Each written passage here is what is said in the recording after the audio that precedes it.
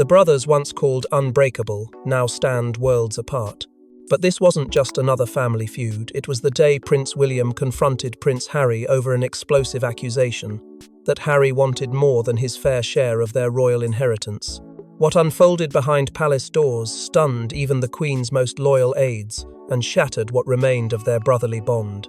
Before we go deeper into what this really means for the royal family, make sure to subscribe so you don't miss a single update.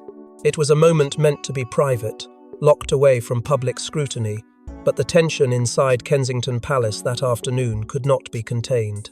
Behind the heavy, soundproofed doors of a secure room, a space reserved for confidential family strategy, William stood tall, tight-lipped, as Harry arrived, reportedly late and already visibly tense.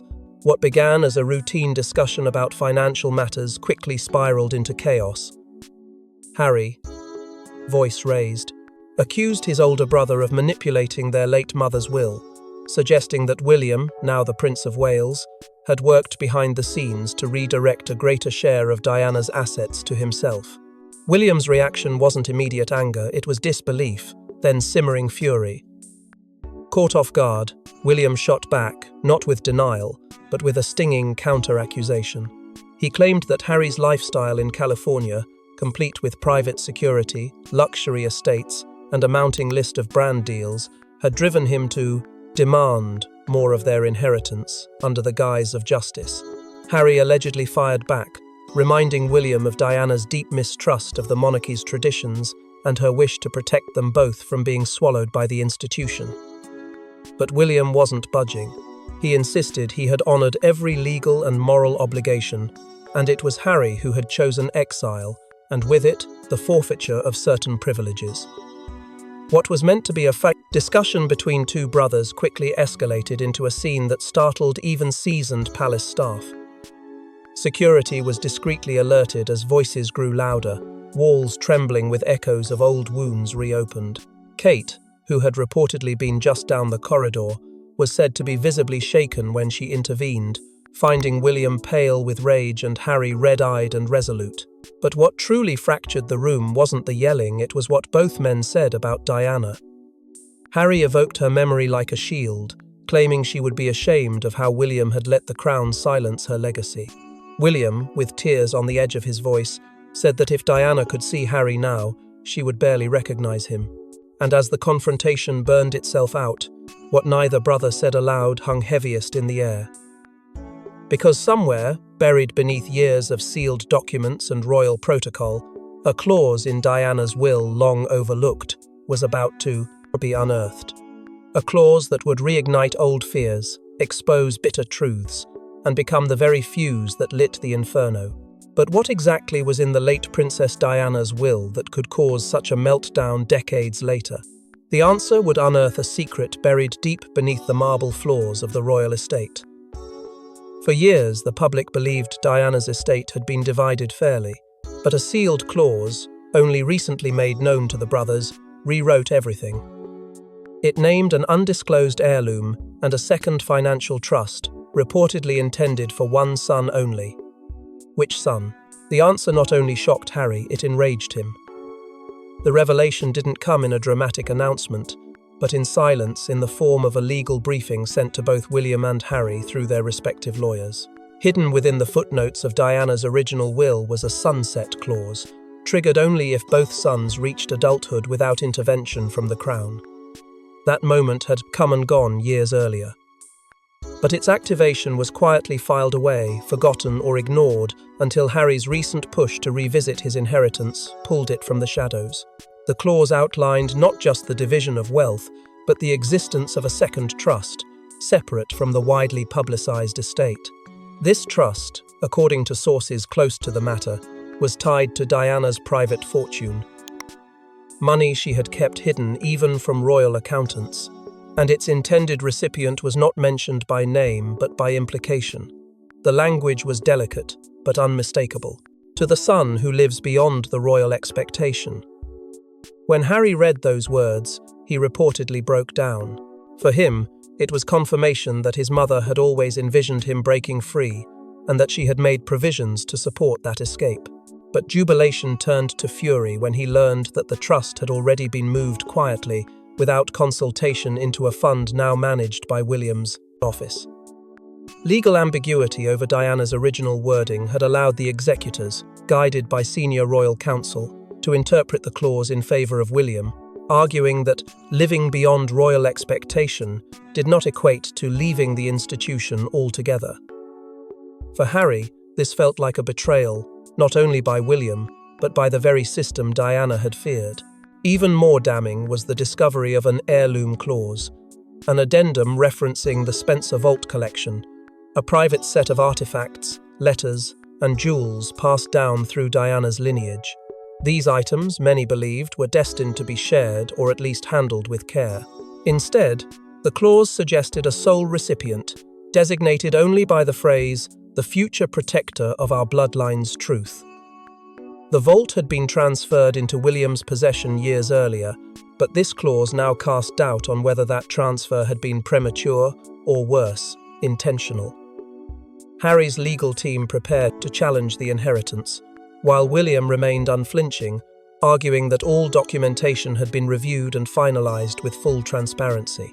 But inside royal corridors, whispers began to swell rumors that Diana's will had been adjusted in her final weeks. Adjusted, some said, not by Diana herself, but by those closest to her, eager to secure the monarchy's path. This revelation, buried beneath decades of silence, tore open a wound both brothers had tried to ignore. Diana, the one figure who had united them, now stood between them through ink, clauses, and interpretations neither could agree upon. The emotional stakes had turned into legal warfare, and still, the questions loomed. Who had guided Diana's hand in those final edits? Who had known about the sunset clause? And why had it taken so long to surface? Answers were scarce, but resentment was overflowing. Harry, feeling robbed not just of money but of meaning, became determined to reclaim what he believed was rightfully his. William, increasingly hardened, stood his ground as the appointed guardian of the crown's continuity, and if Diana's hidden clause cracked the bond, what came next would incinerate it. The Queen's private estate, Sandringham, was suddenly up for division, and Harry wanted his cut. No royal ever asks for a piece of Sandringham. It's understood. It stays in the monarchy. Yet Harry, in a confidential letter, demanded a formal evaluation of the estate's worth and asked for his share. William's fury was immediate. Because if Harry touched Sandringham, it meant rewriting royal history. The estate wasn't just land. It was legacy. For over a century, Sandringham had passed through the hands of reigning monarchs without ever being sold, divided, or dissected. It wasn't a possession, it was a pillar, a place where duty breathed through the walls and tradition soaked the soil. So when Harry, already separated from royal duties and living across his parties of the Atlantic, dared to question its financial value, it was seen not as a request, but as a declaration of war. The letter, addressed directly to royal advisors, was sharp and unapologetic. He wanted a formal appraisal, complete transparency of assets, and a legal determination of what, if anything, he was entitled to. Within days, that letter, never meant to be seen outside the inner circle, was leaked to the press, and the monarchy was set ablaze. To William, this wasn't just another headline, it was personal. Sandringham was where they had celebrated Christmas as children, where their grandparents had reigned, where their father had been groomed for the crown. It was sacred. For Harry to reduce it to a line item on an inheritance list felt like sacrilege. Behind closed doors, William reportedly erupted, accusing his brother of trying to dismantle everything the family had protected for generations. He told close aides, "This isn't about money. This is about identity." And he's trying to erase it. That sentiment echoed through palace walls until it reached the Queen herself, whose icy response sent a chill through the firm. In a private conversation, she was said to have whispered only 7 words. "He's tearing apart his bloodline for profit." But the storm was only beginning. Inside Charles's court, the tension was unbearable. The king was forced to choose between the 2 roles he had always tried to balance, father and sovereign. On one side was his younger son, whose pain and disillusionment Charles understood all too well. On the other, the heir, the future king, whose anger was grounded not just in tradition, but in fear that this rupture would signal the monarchy's unraveling. Charles remained outwardly neutral, but those closest to him saw the toll. Days passed without statements, weeks without resolution, and all the while, media hysteria swelled as the public questioned why the family seemed more at war with itself than ever before. And then came the moment that many say was the true breaking point. William, unable to remain silent, confronted Harry in what sources describe as an emotionally charged exchange. Face to face, away from advisors and aides, William allegedly told his brother, "You're not acting like a Windsor anymore. You're becoming a Spencer." It was a deep, personal jab, one that drew blood. Because in royal circles, to be called a Spencer was to invoke Diana's fire, her rebellion, her pain, and her destruction. Harry didn't respond with words. But something in him reportedly shifted, because now, this wasn't just about fairness or legacy. It was about being seen, being heard, being believed. But if property could spark anger, it was the people and their shifting loyalties that turned this inheritance dispute into a royal battlefield. The public saw cold glances and avoided eye contact, but behind palace doors, two women were waging a silent war. Kate and Meghan, once posed as peacemakers, became generals in a battle of influence, money, and legacy. And one secretly fed information that ignited the brothers' clash even further. It started subtly comments made behind closed doors, suspicions whispered through tightly controlled inner circles. But within months, what had been a cold tension escalated into strategic maneuvering. Meghan, aware of Harry's growing resentment over the inheritance entanglements, reportedly urged him to secure what's his before it's gone. She framed it not as greed, but as self-preservation. According to those close to the couple, Meghan believed the royal institution had deliberately narrowed Harry's access to Diana's wealth, and that William, whether consciously or not, was benefiting from it. In private, she called it erasure, and Harry listened. But across the aisle, Kate was already watching. Kate, reserved but precise, had begun noticing inconsistencies, leaked details appearing in media outlets with APRT the tells. Uncanny timing. She intercepted a digital communication that left her stunned. A forwarded document, originally classified within the Royal Estate's financial office, now being discussed on a West Coast phone call. Her instinct told her where it came from, and though she didn't confront Meghan directly, she warned William that there was a deliberate effort underway to undermine the royal narrative. That wasn't speculation, it was calculation.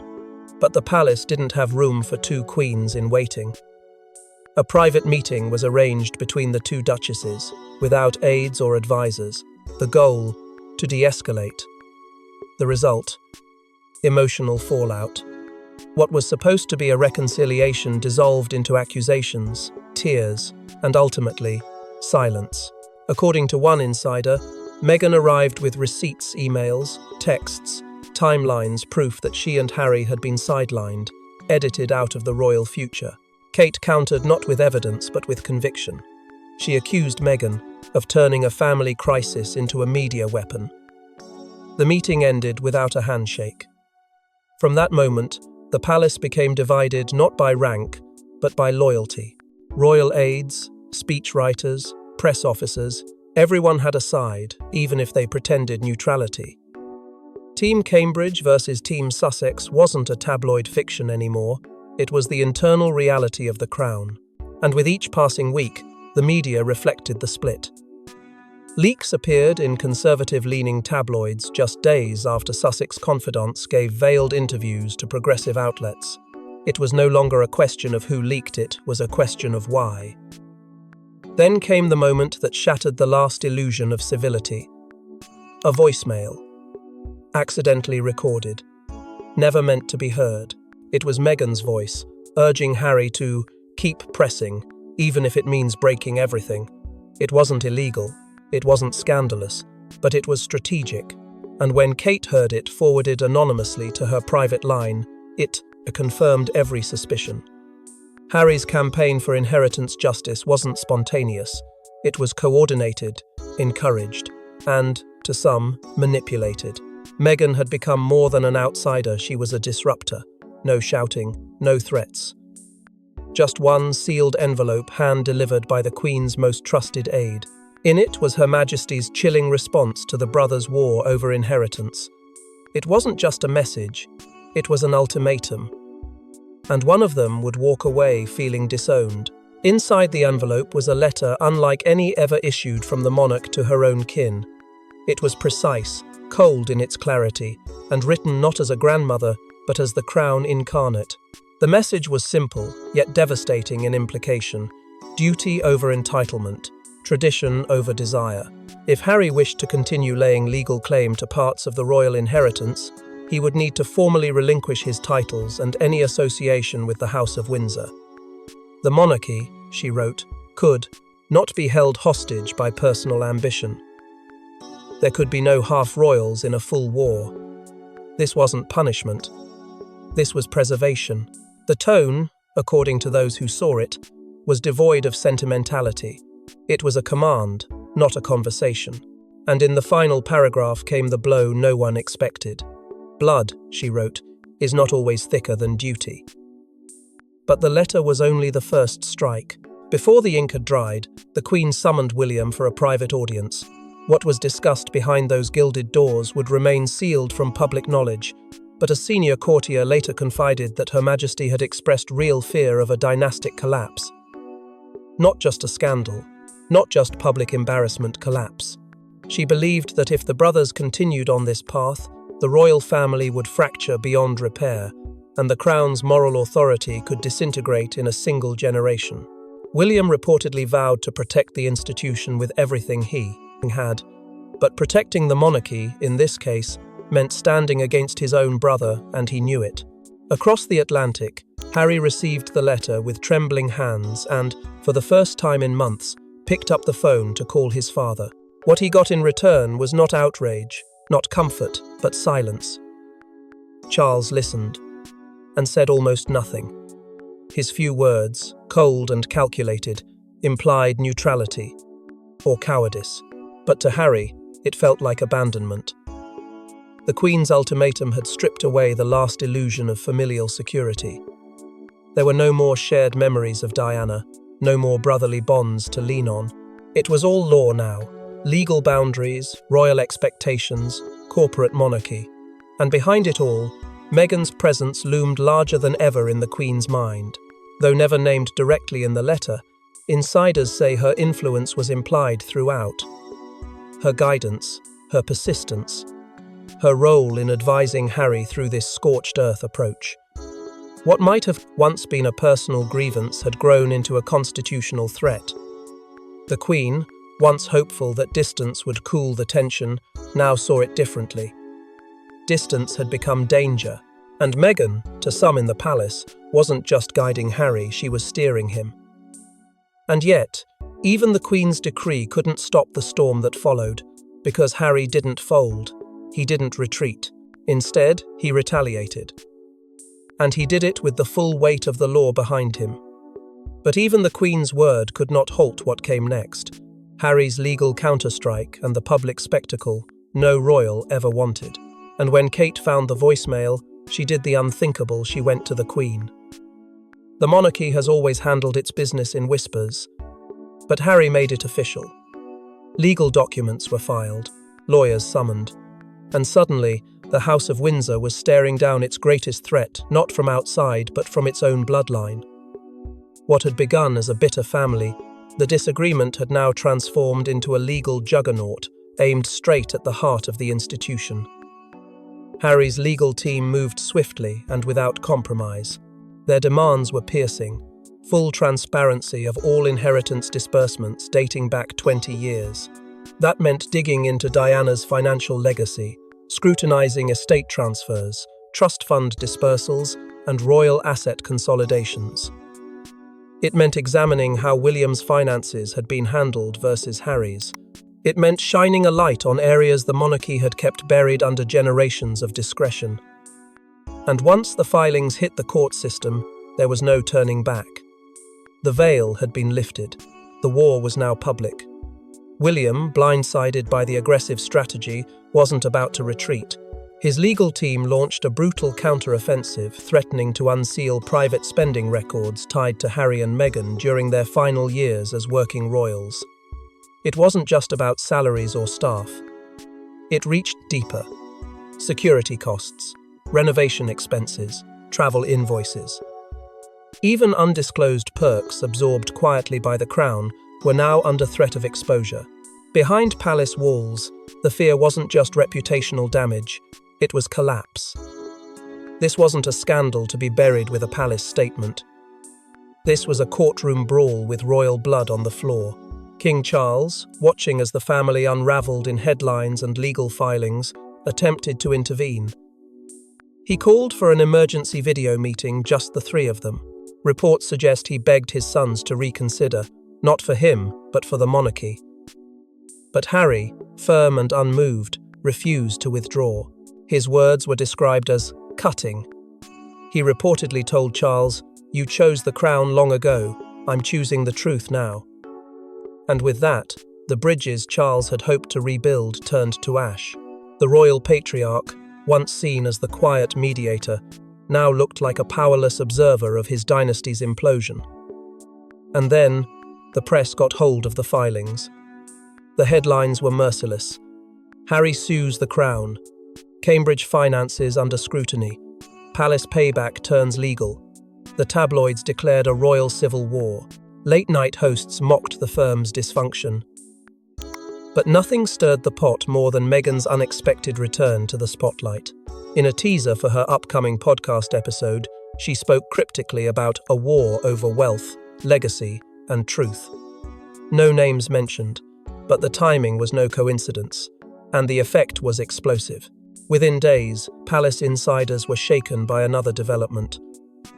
A long-time royal financial advisor, known for his discretion and decades of loyal service, tendered his resignation. Officially, it was called a personal decision. Unofficially, the whispers were far darker. Rumors swirled of veiled threats, secret recordings, and an alleged attempt to suppress internal memos. The story grew more toxic by the hour. The palace was no longer just weathering a storm. It was being dragged into the courtroom where centuries of carefully curated secrecy risked being shredded in the name of justice. The monarchy's financial underbelly now lay exposed, but one more twist remained: an ancient letter from Diana, hidden for decades, surfaced at the peak of the chaos, written in shaky pen, buried in a locked box, and found by a former aide. Diana's final letter to her sons was never meant to be seen by the world.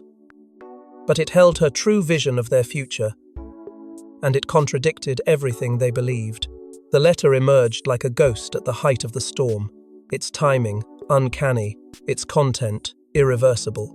It was discovered during a routine archival review by one of Diana's former personal aides, long since retired, who had been organizing personal effects for donation. Folded inside a weathered leather notebook was the letter, dated just weeks before her death. At first glance, it appeared heartfelt, a mother's final thoughts. But as its contents became known, it became clear this wasn't just a goodbye. It was a warning, a prophecy, and most of all, a plea. In it, Diana wrote with emotion and urgency.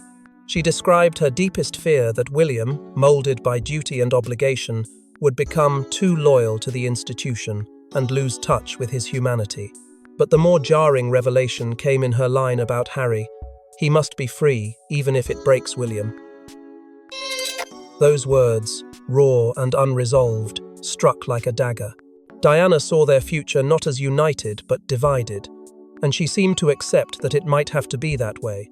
Her language implied foresight of conflict, possibly even estrangement. She went further, identifying specific assets, personal, private pieces of her estate that she wanted Harry to own outright, not out of favoritism, but protection. He will be hunted by tradition, she wrote, and must have something that is his alone. The letter, once authenticated, was impossible to ignore. It was leaked no one knows by whom, and soon plastered across every major outlet, shaking the monarchy to its core. Public reaction was swift and devastating. Sympathy for Harry skyrocketed. His portrayal shifted from rebel to rightful heir of a mother's love and foresight. Suddenly, the narrative that he had betrayed the firm was rewritten. Maybe, just maybe, the firm had betrayed him first. Meghan's defenders seized the moment, framing the letter as proof that Diana had seen the same darkness they now claimed to endure. But within the walls of the palace, the atmosphere turned funereal. William, upon receiving a private copy of the letter before the leak, reportedly locked himself away. Aides said no one saw him for hours, and when he finally emerged, his eyes were red. No statement was ever issued, but the pain, the grief, the realization that even in Diana's most vulnerable moment, she foresaw their separation cut deeper than any legal blow. This wasn't about property or protocol anymore. This was about memory. Legacy. A mother's love divided by duty. And just as the emotional wreckage seemed complete, another player stepped in, one whose silence had fueled the fire all along. King Charles. He watched. He waited. And finally, Charles spoke, but not to reconcile. Instead, he played his ultimate card, redefining the monarchy's line of legacy and wealth distribution. His decision would split the family forever, but secure his throne. In an official statement, polished with the language of progress, Charles announced a sweeping modernization of royal inheritance procedures. The crown, he declared, could no longer sustain the weight of tradition for tradition's sake. Efficiency, duty, and active service would now be the guiding principles for royal entitlements. Behind the polished press release was the brutal reality. Non-working royals were to be excluded from financial privilege. And at the top of that list were Harry and Meghan. Overnight, they were removed from all royal beneficiary accounts. Trusts that once tied them to their heritage were closed. Any future claims were dissolved. What remained of Diana's legacy within the royal infrastructure was sealed shut behind new clauses designed to prevent external disruption. It was less a policy shift and more a surgical strike. The power move didn't stop there. Charles granted William full stewardship of the Duchy of Cornwall's vast assets, transferring not only control but symbolic authority. In doing so, he fortified William's future as king, both financially and constitutionally. There would be no ambiguity, no space for shared lineage. Only one line would remain intact, undiluted, unchallenged. And when asked during a press conference about the family's recent tensions, Charles chose his words with calculated precision.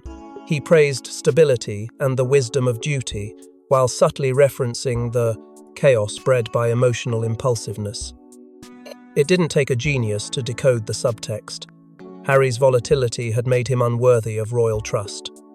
The backlash was swift and global. Supporters of Harry and Meghan erupted online, branding the move as exile under the guise of reform. Commentators called it the coldest royal maneuver since Edward VIII's abdication. Meghan's team issued no formal statement, but cryptic social media activity hinted at betrayal and retribution. In California, sources say the mood was raw. Harry, blindsided by the timing, felt not only disinherited but erased. But behind palace doors, another layer unfolded. William received a handwritten note from his father, private, sealed, and delivered without press.